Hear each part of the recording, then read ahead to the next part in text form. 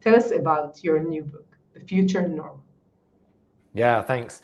So it was a funny one because I was running a company called Trend Watching before the pandemic, and I stepped back from that just at the start of a pandemic, and I ended up getting in touch with the guy who actually became my co-author, Rohit Bhargava, who I'd known for 7 or 8 years. We wrote about trends online, both of us, and he's published a whole number of books on trends called the Non-Obvious Trend series. And we'd only met for 20 minutes just before Wow. the pandemic in October 2019. And we were talking about, at a world where the future seems so uncertain, right? This moment of, coming out of the lockdowns, where was everything going next?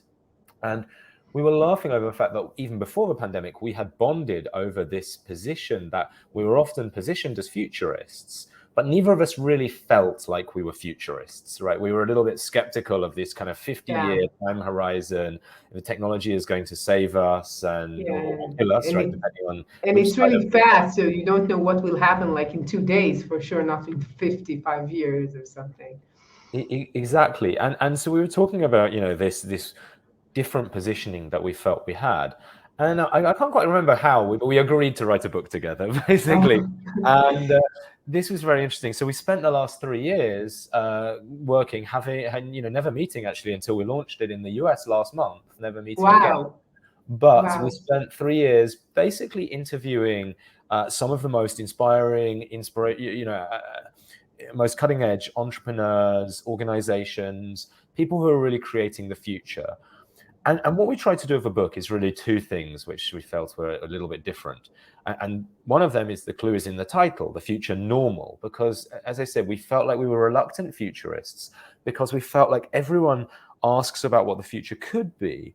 And not enough people really take a look back and say, okay, but what do we want it to become totally mainstream, right? How do we build a better future for the masses rather than just the kind of the upper end, the wealthy, the affluent, whatever it is, right? The small niche demographics.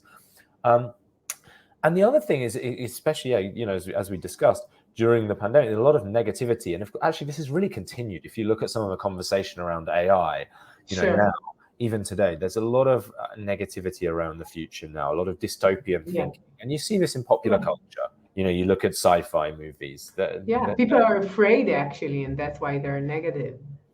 Yeah, and we are not naively optimistic. There's some really important data.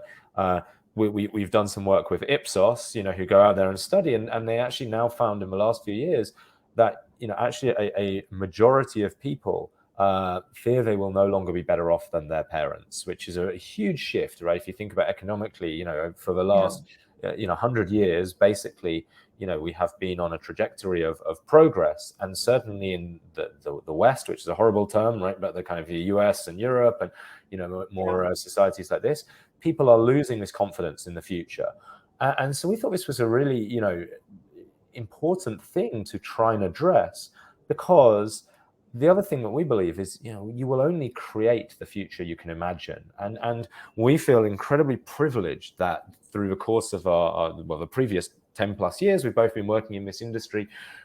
Our job is really focused on, as I say, the inspiring entrepreneurs that are creating new products, services that actually could change the world for the better.